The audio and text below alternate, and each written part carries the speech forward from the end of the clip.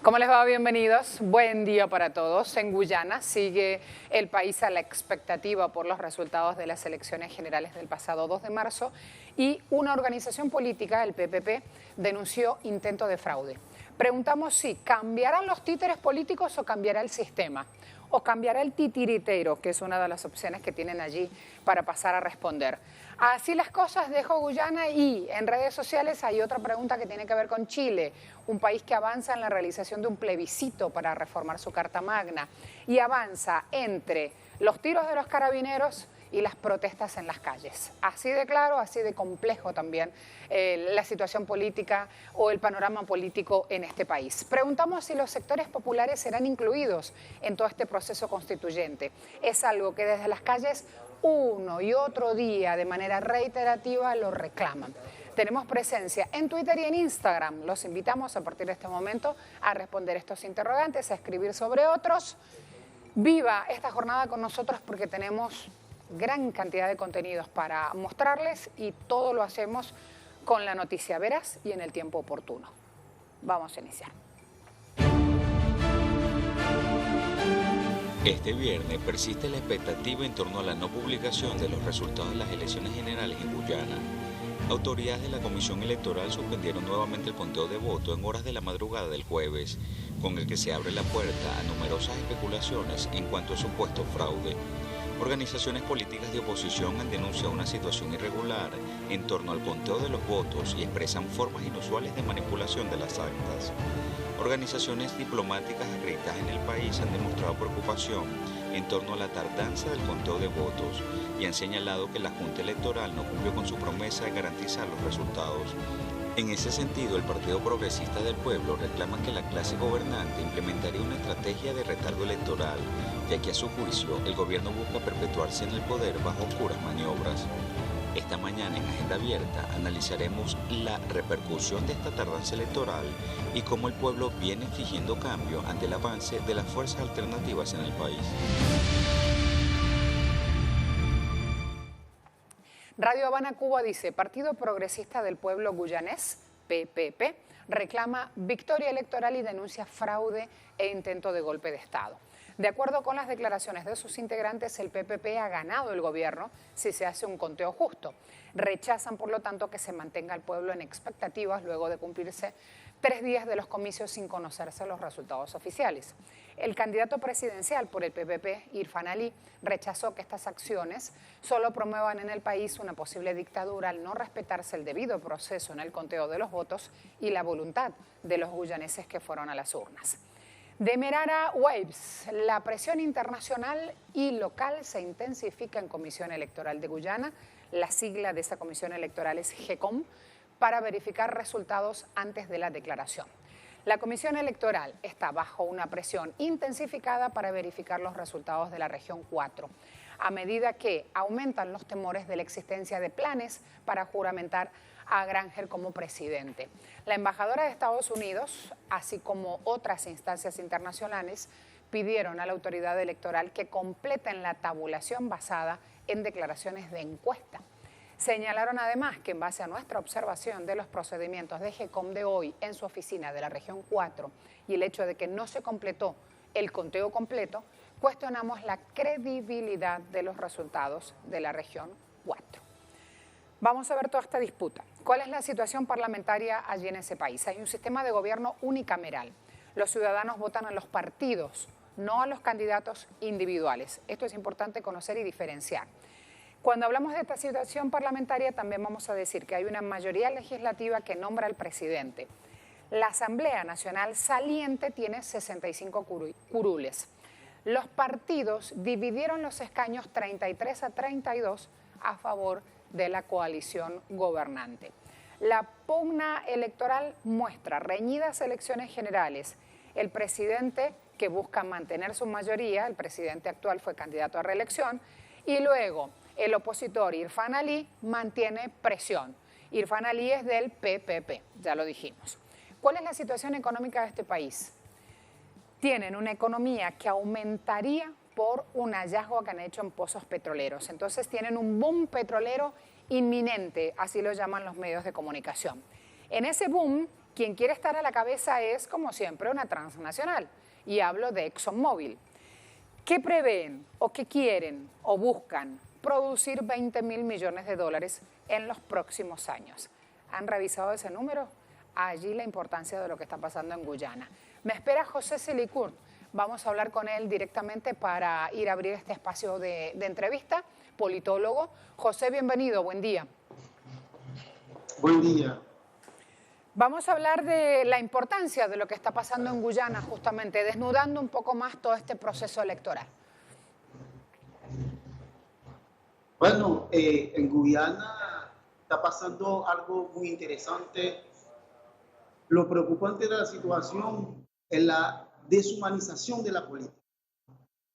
Cuando se oye voces de corrupción, de fraude así en la política, eso tiende a alejar la generación que está en gestación, rechazo a la política.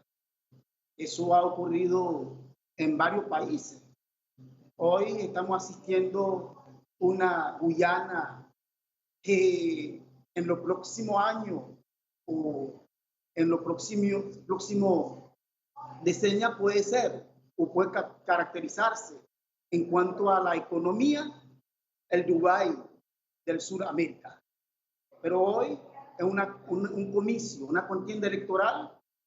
Ya han pasado 5 días, no se han podido dar los resultados electorales. El pueblo está observando desde adentro y desde afuera. La política en un momento era algo digno, respetable, pero hoy en día nos ponemos una banda para hacer cualquier cosa para obtener el poder. Lo que está pasando en Guyana es preocupante porque un país que era el segundo país económicamente más pobre de Sudamérica, hoy tiene la posibilidad de convertirse en el país más rico del mundo. Y los líderes deben armarse de la ética para jugar democráticamente, porque esa posibilidad que el pueblo guyanés tiene hoy, si los políticos, si los líderes no actúan con raciocinio, con la ética, con la democracia, ese boom petrolero no va a significar nada. ¿Por qué? Porque hay una cosa muy interesante, nosotros lo guiamos lo que dijo el centro Carter. ¿Por qué? Es un centro muy respetable. Su representante, Jason Carter, dijo que esa elección ha sido plagada de irregularidad.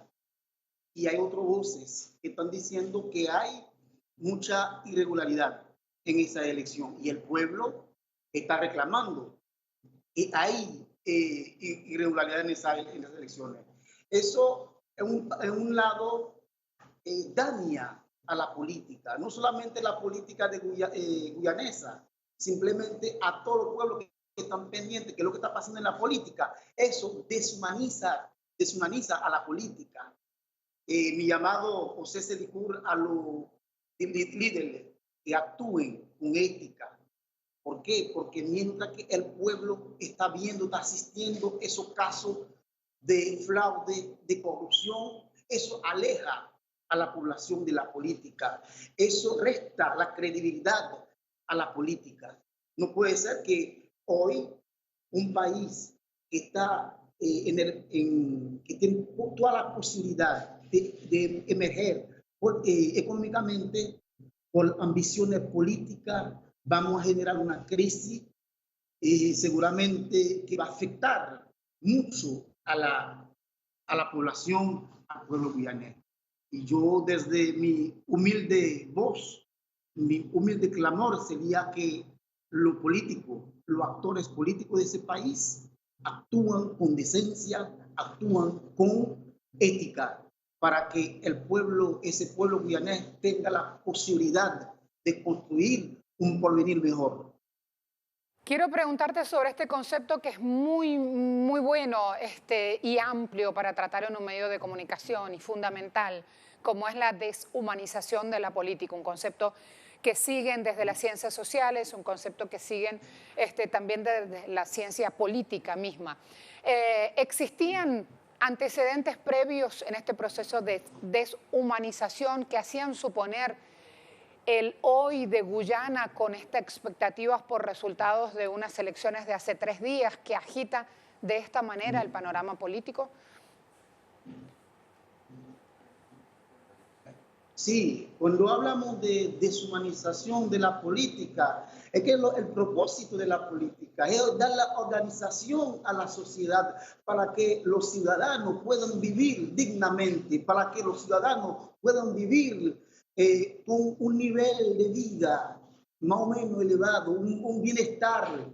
Entonces, cuando los políticos, los dirigentes, los partidos, las formaciones políticas obvian las necesidades del pueblo para abrazar sus intereses, eso deshumaniza la política. Eso resta el sentido a la política.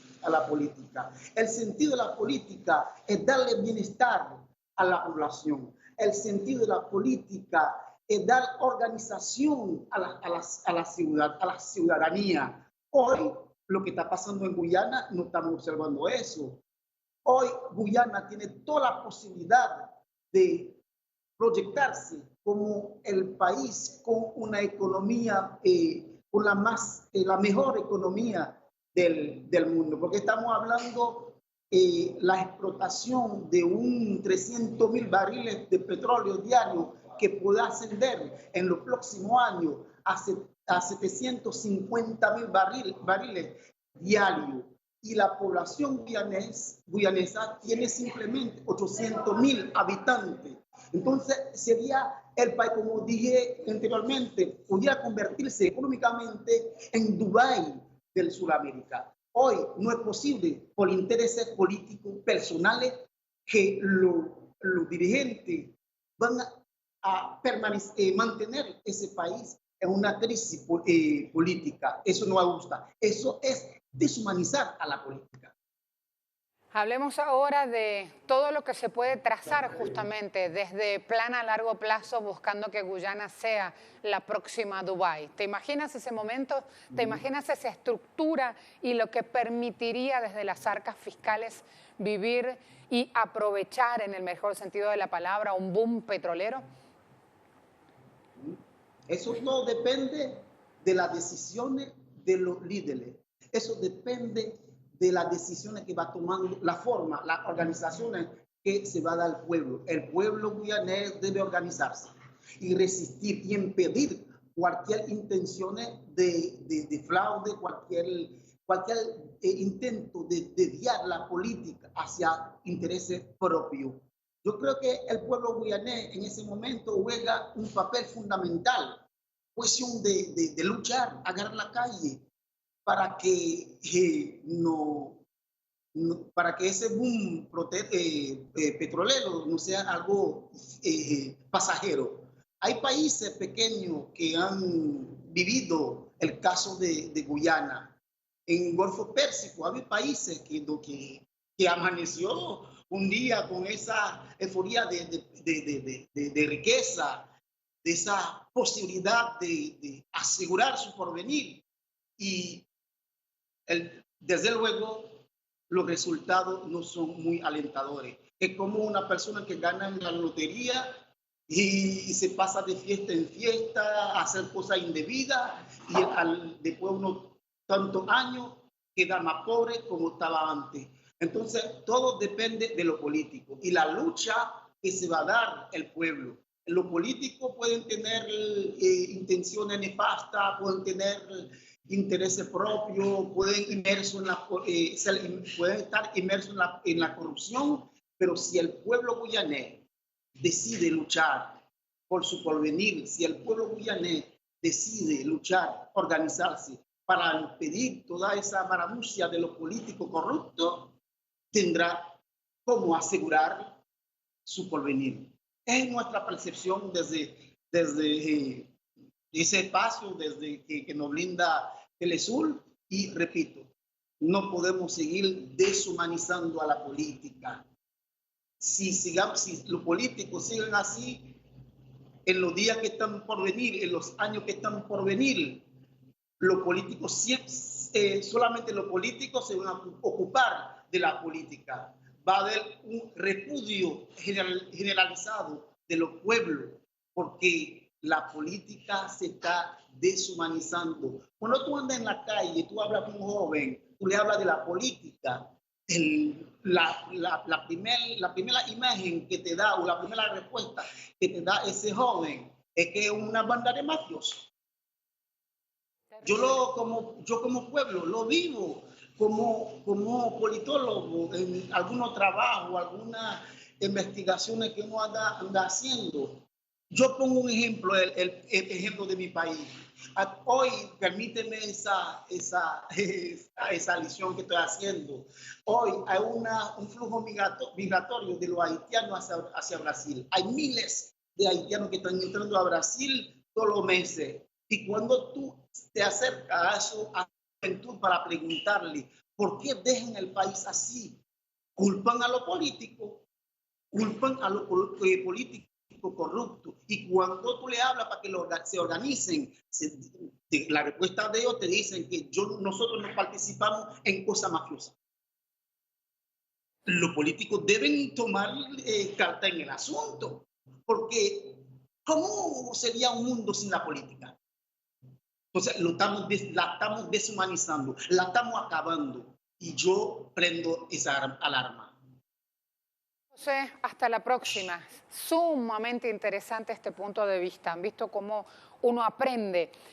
Pensé en tantos países, pensé en lo que pasa en Chile, pensé en el propio Haití que reseñaba José Selicourt, nuestro invitado politólogo.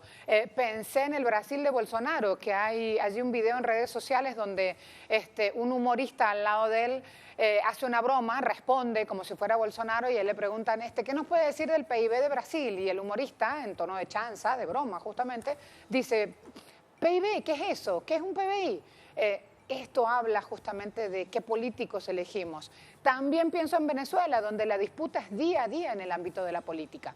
Cada trabajador comunitario, cada espacio donde se agrupan para recibir su CLAP, donde se agrupan para tomar decisiones en su zona territorial, allí mismo está justamente la herramienta de la política en marcha y en danza, dirimiéndose en ese espacio el futuro de la patria. Hay mucho para revisar sobre esa cuestión. Realmente, miren, del lado de Guyana, ¿qué aprendizaje tomamos hoy?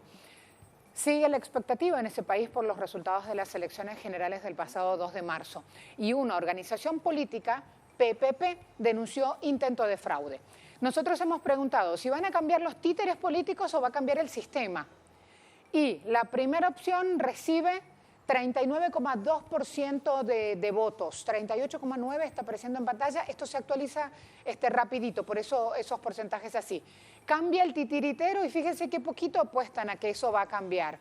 5,6%. ¿Quién mueve los hilos? ExxonMobil, Estados Unidos. Fíjense que a raíz del tema que planteaba nuestro invitado, no hemos hablado de actores políticos. Eso realmente es muy importante de abordar en Guyana.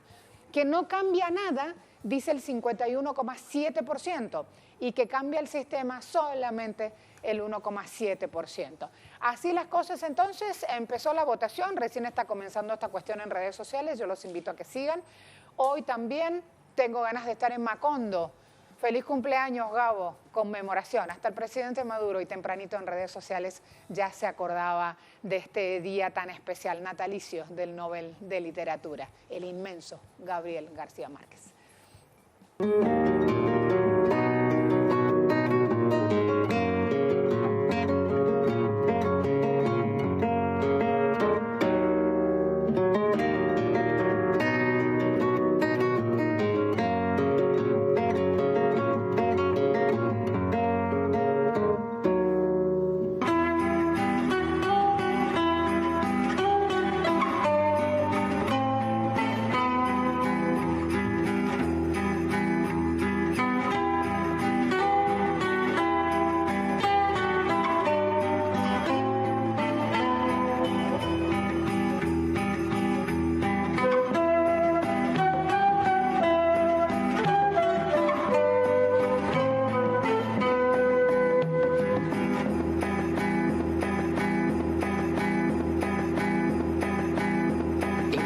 lugar del mundo en que esté, yo estoy escribiendo una novela colombiana.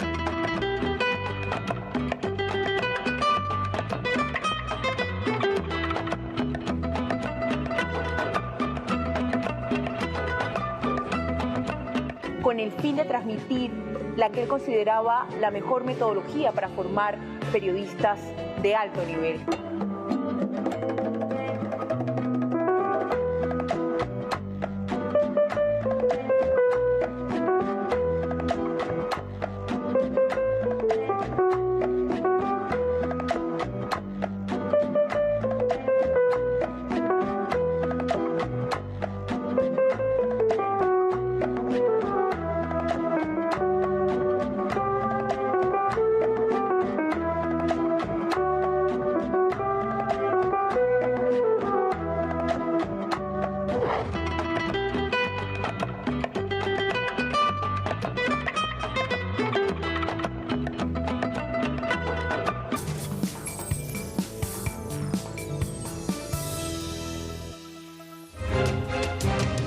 El pueblo chileno afianza la movilización este viernes con mayores exigencias sociales.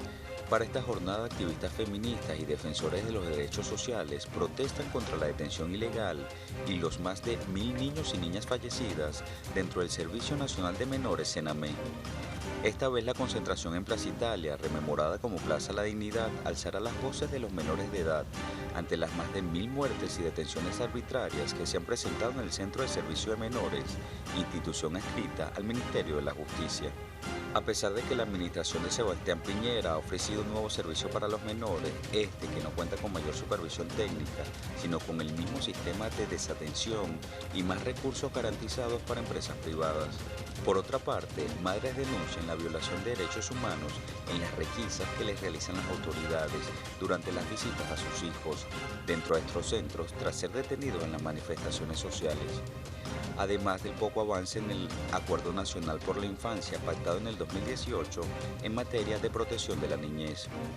Hoy en Agenda Abierta visualizamos una de las más graves situaciones entre tantas de las que hoy vive el pueblo chileno, y es la vulneración a los niños y niñas dentro de la institución de servicio de menores, además de representar secuelas de la gestión ejercida durante la dictadura de Pinochet.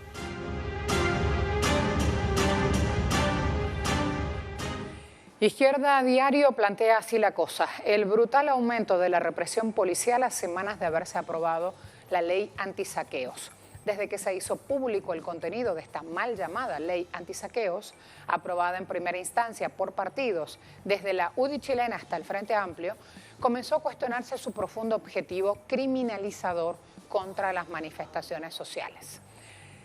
Una usuaria en Twitter, se llama Carolina Herrera, expuso mediante una publicación lo siguiente. Miren qué terrible la imagen, porque finalmente ahí está la cosa. Si no entienden a qué se deben las protestas en Chile, acá le dejo la explicación en una sola imagen. Mi jubilación, 125.000 pesos, dice este hombre, tan cansado que se lo ve. 220.000 pesos suman agua, luz, gas, alimentos, remedios, artrosis, diabetes, y él denuncia no alcanza. Por favor, coopere comprando. Como yo, hay miles de jubilados con una vida miserable. Llegan hasta el suicidio, desesperados. Y no está pidiendo regalo o dádiva, pide que le compren lo que vende para subsistir. Duro, muy duro. Por eso hay una agenda para este mes de marzo, una agenda combativa en Chile, para entender justamente lo que está pasando en lo económico. 8, Día Internacional de la Mujer, 8 de marzo, un acto en La Moneda y una marcha hacia Plaza La Dignidad. El 13 hay una convocatoria de organizaciones a Plaza La Dignidad nuevamente. El 18 van a conmemorar 5 meses del estallido social.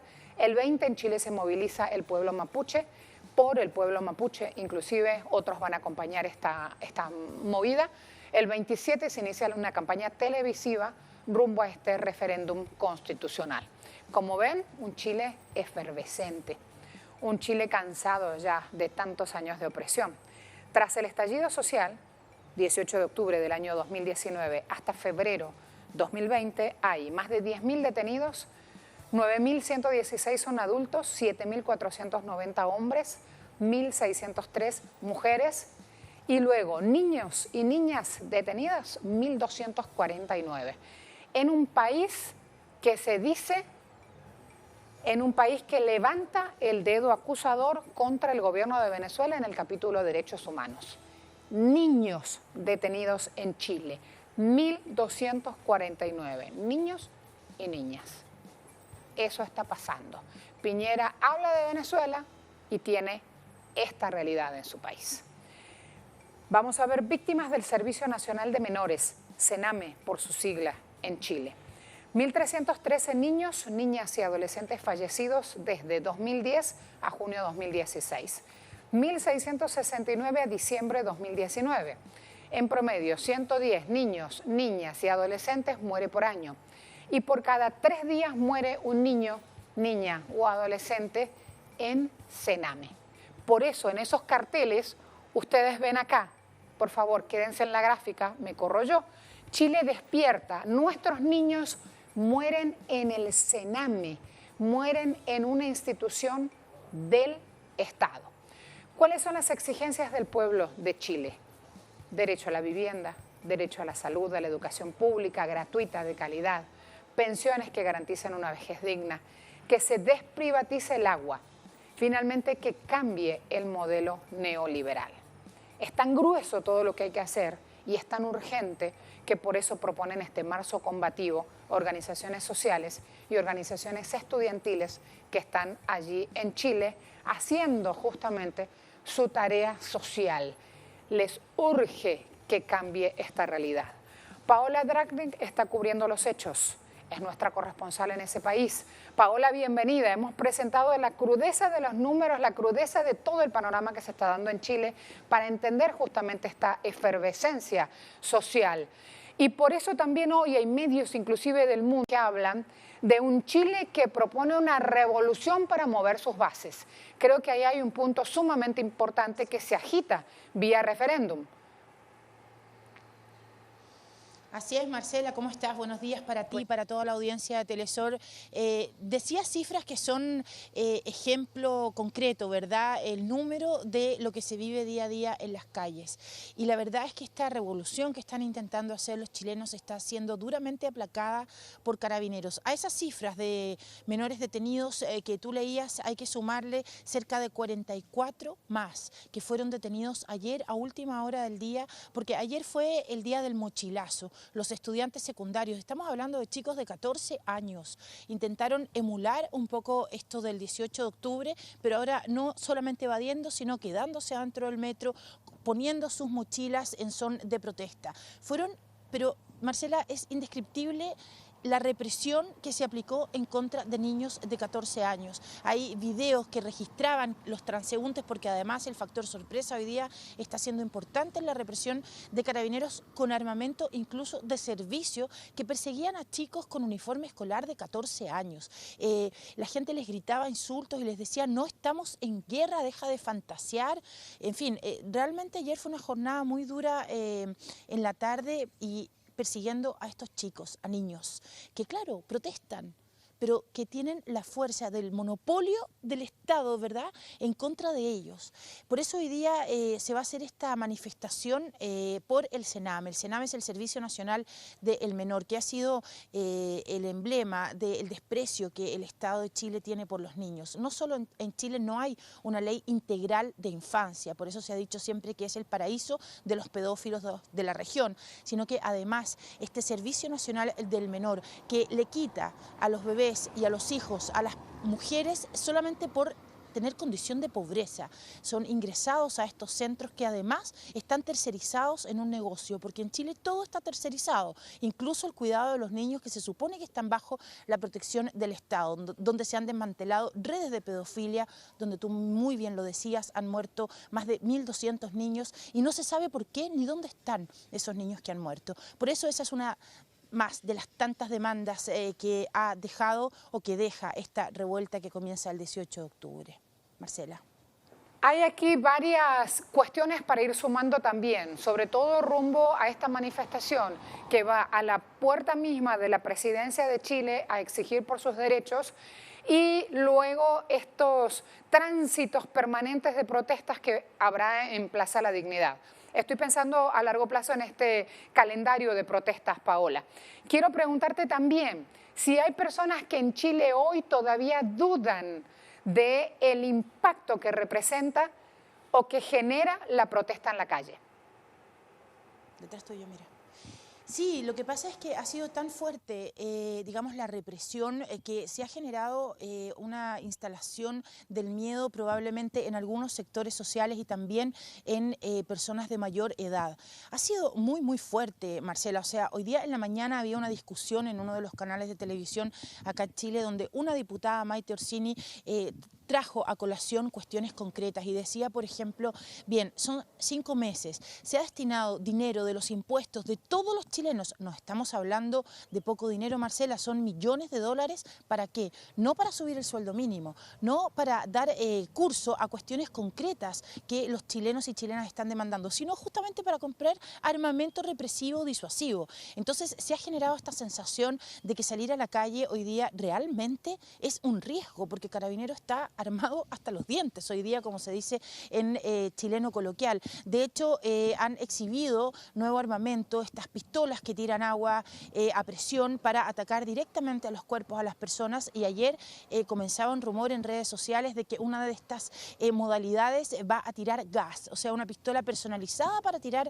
gas en contra de los manifestantes. Entonces, claro, las manifestaciones, no estamos viendo esa masividad de 1.200.000 personas en la calle como lo vimos en noviembre, pero hay que ver cómo se va desarrollando el resto del mes, porque se ha sectorizado también un poco la protesta. Hoy día, además de la permanencia, digamos, de los viernes en Plaza Dignidad, va a estar toda la gente en torno al Servicio Nacional del Menor, particularmente en el tema de la infancia.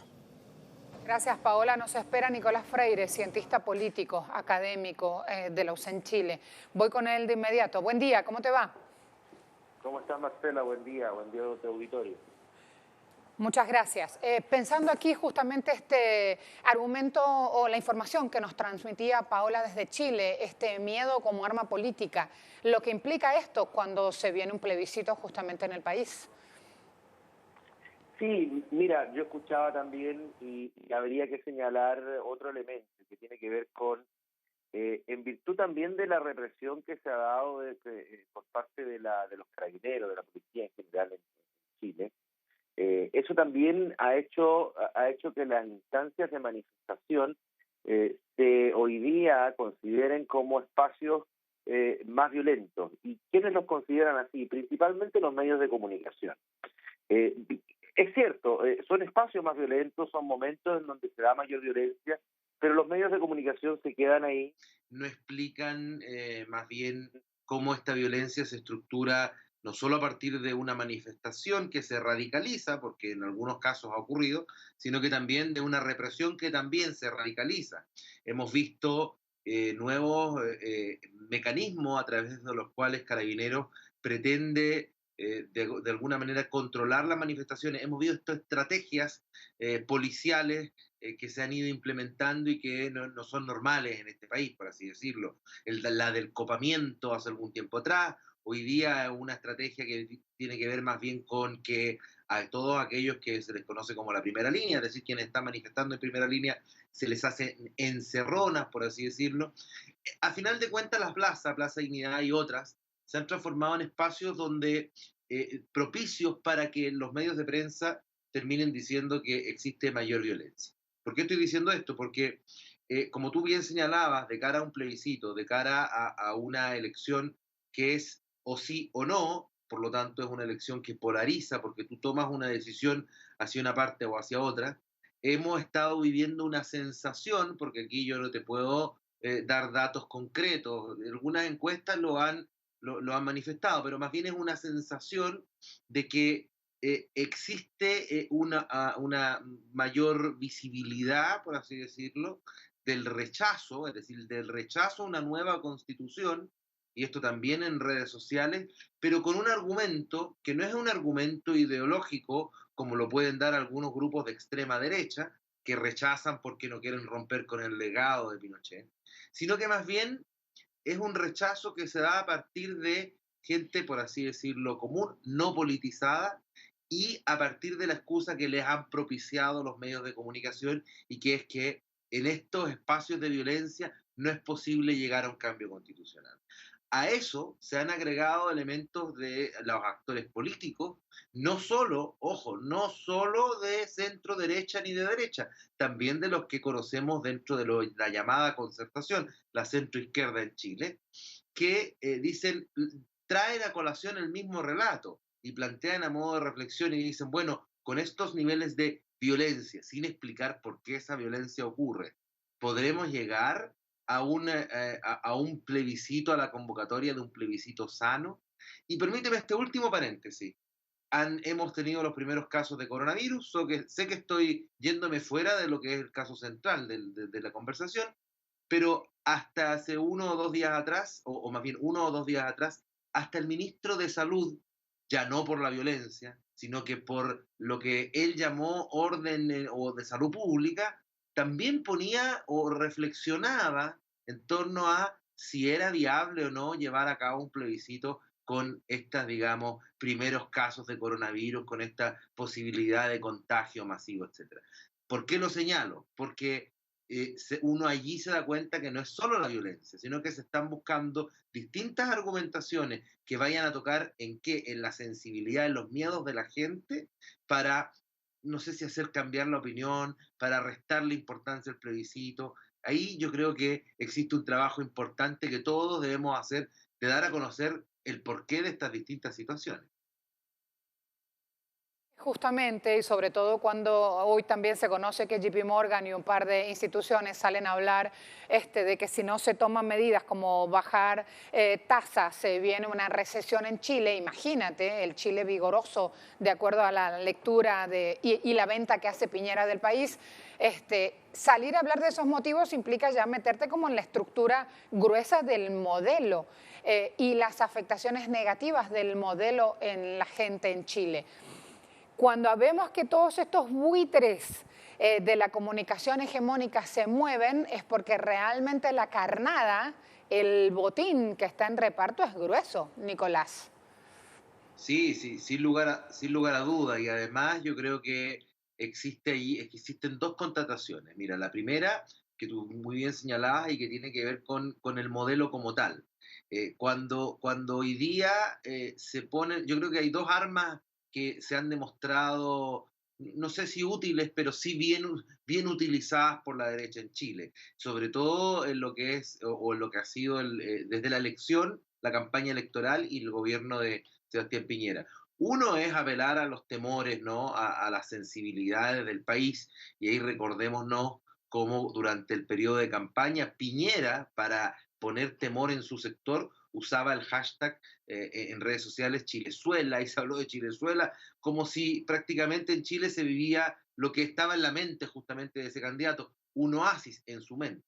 Después nos dimos cuenta que ese oasis no era tal.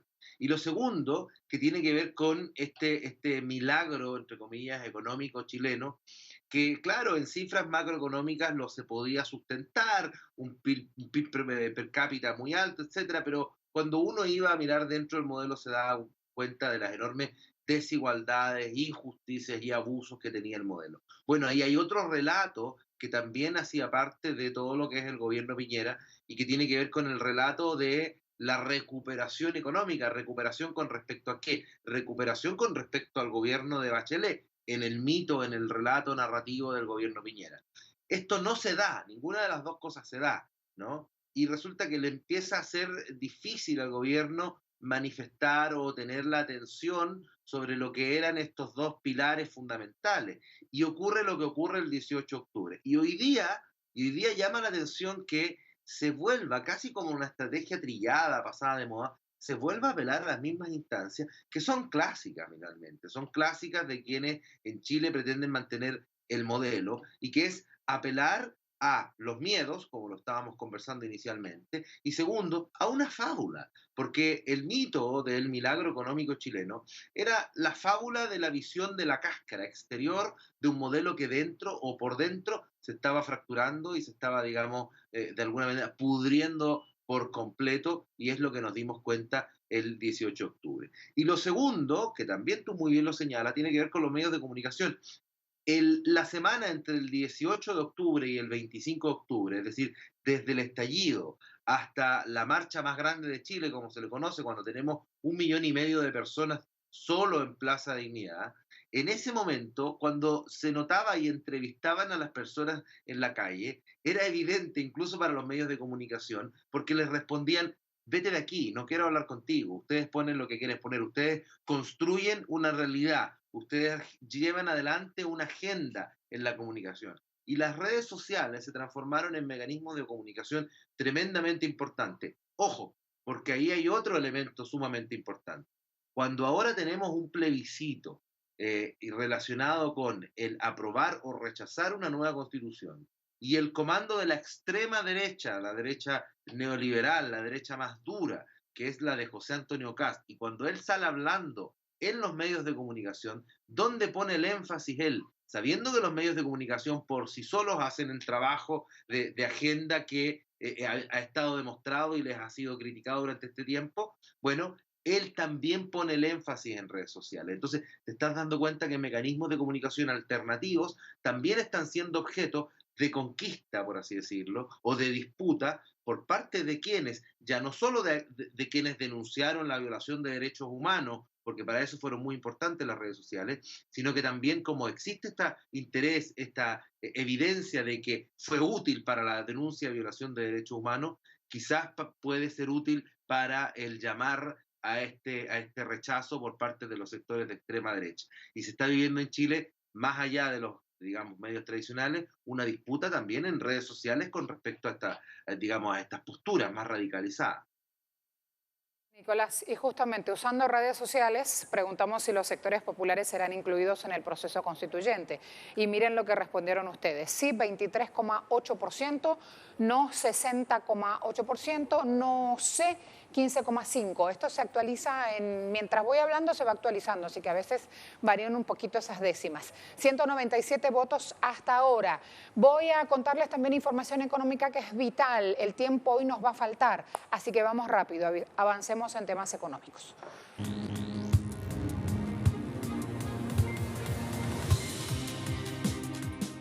China continuará apoyando a Irán en la contención del brote de coronavirus y pidió levantar sanciones contra Teherán. Habló el portavoz de Exteriores chino, Zhao Lijian. Informó que el gigante asiático ha presentado una estrecha atención a los hechos en Irán, que han enviado a la República Islámica material contra el coronavirus, incluidos kits de pruebas, así como un equipo de expertos voluntarios. Zhao también instó a los responsables de las sanciones contra Irán tomar partido para levantarlas de inmediato. ¿Para qué? ¿O por qué hace esto? Porque Irán va a necesitar comprar medicinas, alimentos y poder combatir la epidemia del coronavirus con sus propios fondos. Ni siquiera pide nada prestado. Recordemos que hace poco Hassan Rouhani, presidente iraní, pidió a Estados Unidos levantar una prohibición a los medicamentos si realmente desea ayudar al pueblo de Irán. Me gustaría señalar que, en el momento crítico de la lucha del gobierno iraní y del pueblo contra la epidemia, continuar con las sanciones unilaterales contra Irán solo podría empeorar la situación, lo que es contrario al espíritu del humanitarismo. China insta a las autoridades relevantes a levantar de inmediato las sanciones pertinentes contra Irán y evitar interrumpir los esfuerzos de Irán y la comunidad internacional para combatir la epidemia.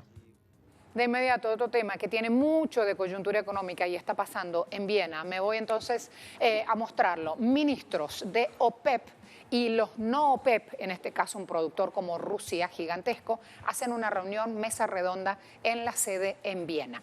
Los funcionarios van a recomendar allí implementar un recorte de 1,5 millones de barriles por día ante la desaceleración mundial causada por el coronavirus.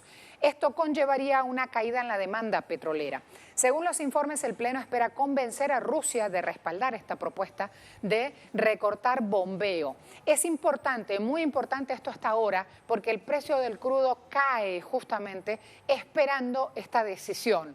Están trabajando los ministros, así que en cuanto sale la declaratoria, allí vamos a conocer lo que ocurre.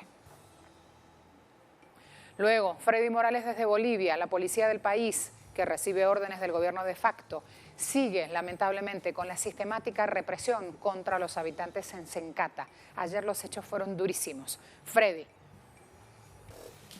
Buenos días. Buen día. La policía arremetió nuevamente ayer contra un grupo de víctimas de la masacre de Sencata que tuvo lugar el 19 de noviembre pasado. La violencia policial se desató en el marco de los actos conmemorativos del aniversario número 35 de la creación de esa ciudad, la más joven y poblada del país. El primer incidente se produjo en el barrio 25 de Julio, en una sede social, donde la Cámara de Senadores había instalado su sesión para aprobar leyes en favor del desarrollo de la ciudad.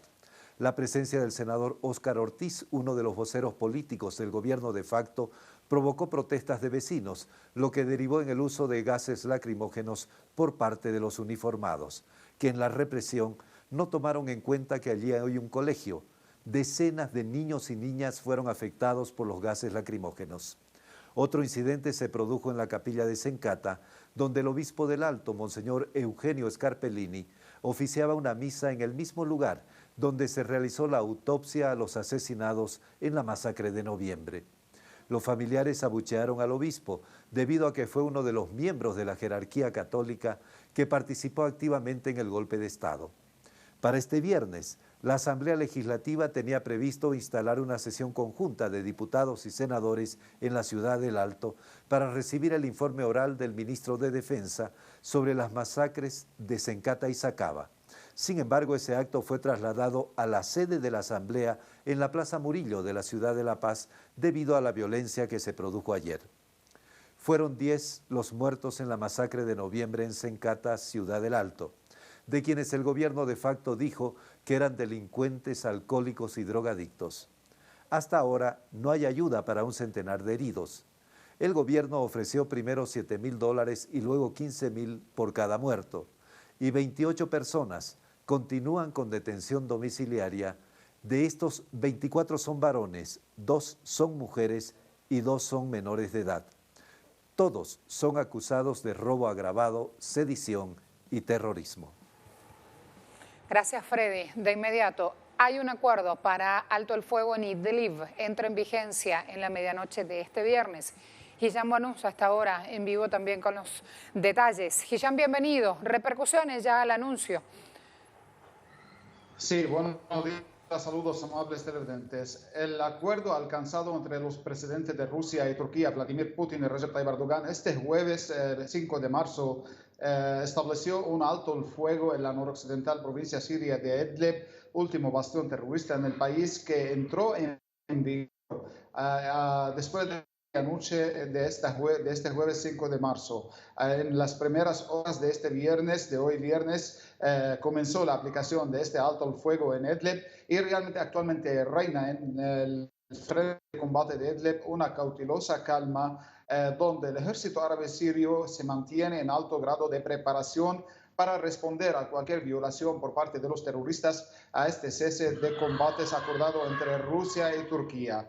Hay que destacar que en el cielo de esta zona noroeste de Siria continúa el vuelo de los aviones de reconocimiento turcos y también aviones de reconocimiento sirios y asimismo aviones de combate rusos para vigilar y supervisar el fuego. Además del alto el fuego establecido, también los presidentes de Rusia y Turquía acordaron crear 2 corredores seguros de ancho de 6 kilómetros cada uno al norte y sur de la autopista internacional M4 en Siria, que une entre la localidad de Sarakeb en la parte sureste de Idlib y la vecina provincia costera de Latakia.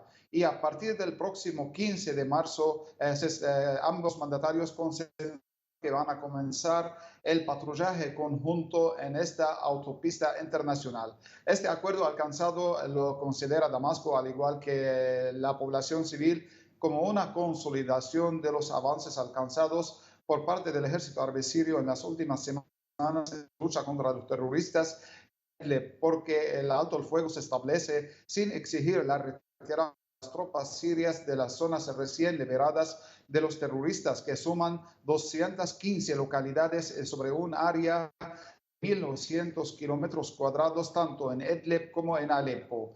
También el acuerdo ratifica el compromiso de ambos países, Rusia y Turquía, con la soberanía, independencia e integridad territorial de Siria y asimismo hace énfasis en la necesidad de continuar la lucha contra las terroristas reconocidas como terroristas en las resoluciones del Consejo de Seguridad de Naciones Unidas, como lo es la banda terrorista del Frente al-Nusra que opera en la occidental provincia de Siria. Es decir, que Rusia reconoce el derecho legítimo del gobierno sirio de continuar la lucha contra los terroristas y el alto el fuego realmente no impide continuar esta lucha contra los terroristas. Además, el presidente de Siria, Bashar al-Assad, lo ha ratificado el día de ayer que el principal foco para Siria es Idlib, donde continuará hasta la liberación de Idlib de los terroristas y después prometió seguir estas operaciones antiterroristas en la parte noreste de Siria, donde están presentes legalmente las tropas norteamericanas que saquean el petróleo sirio.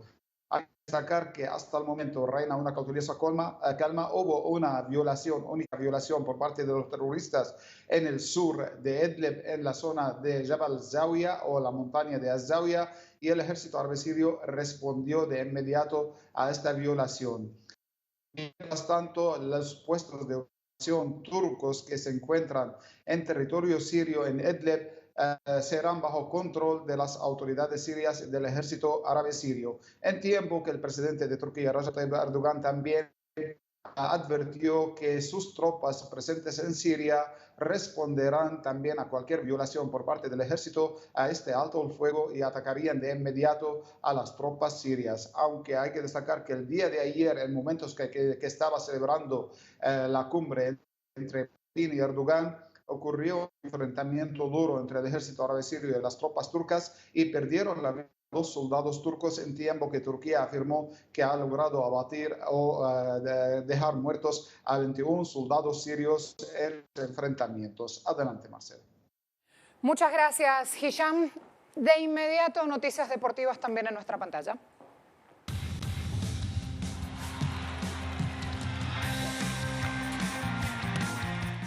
¿Les gusta el taekwondo? Bueno, el cubano José Ángel Cobas no va a estar presente en el preolímpico que se disputará en Costa Rica entre 11 y 12 de este mes. Una información que la daba la Federación Nacional de Taekwondo en su máxima autoridad, Iván Fernández, dijo que en lugar de Cobas irá Yadier Limonta, categoría 80 kilogramos. Asimismo, se conoció que el medallista de oro panamericano Toronto 2015 se lesionó entrenando, preparándose justamente hace unos pocos días en Dominicana, y pese a que estuvo intentando ponerse a tono en México, la magnitud de la lesión no le permite recuperarse a tiempo para esta disputa de certamen. Choque muy parejo, Grupo B. Ayer la selección paraguaya derrotaba 1-0 a su similar chilena. Primera jornada del Sudamericano Femenino de Fútbol Sub-20 que se hace en Argentina. Allí nos vamos a ver el gol de la victoria realizado por Limpia Fredes, punto penal, minuto 92, lo que le dio los primeros 3 puntos a las guaraníes. Terreno de juego, se enfrentaban 2 estilos completamente opuestos. Las australes apostaban al ras del piso, sus rivales hacían un juego de pelotazo largo, centro al área, y esto les valió para imponerse en su debut. Además, la Basketball Africa League aplazó el inicio de su temporada inaugural. El 13 de marzo en Dakar iba a darse esto. No se puede hacer por el brote de coronavirus. Lo dijo el presidente de la competencia o de la competición, Amadou Fall, en un comunicado compartido por la NBA. El Ejecutivo se mostró decepcionado por aplazar justamente el arranque de esta histórica liga, pero dijo que aguarda el tan esperado lanzamiento de la pelota en una fecha posterior que aún no se conoce. De este lado del mundo a lo mejor le damos poca repercusión a los hechos. En África esto es un tema trascendental, tanto como cuando hablamos en Venezuela de la pelota. Y aquí la pelota no es justamente el fútbol, sino el béisbol. Así que así entonces los temas deportivos en nuestros pueblos tratamos de hacer en un espacio cortito un recorrido que muestre un poquito de cada uno de esos lugares.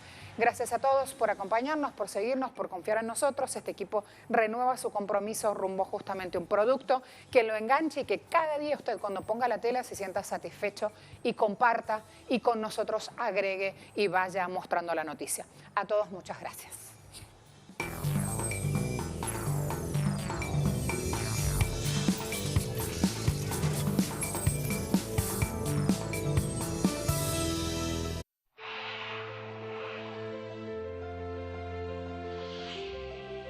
Los inventores de fábulas, que todo lo creemos, nos sentimos con el derecho de creer que todavía no es demasiado tarde para emprender una nueva y arrasadora utopía de la vida, donde nadie pueda decidir por otros hasta la forma de morir, donde de veras sea cierto el amor y sea posible la felicidad, y donde las estirpes condenadas a 100 años de soledad tengan por fin y para siempre una segunda oportunidad sobre la tierra.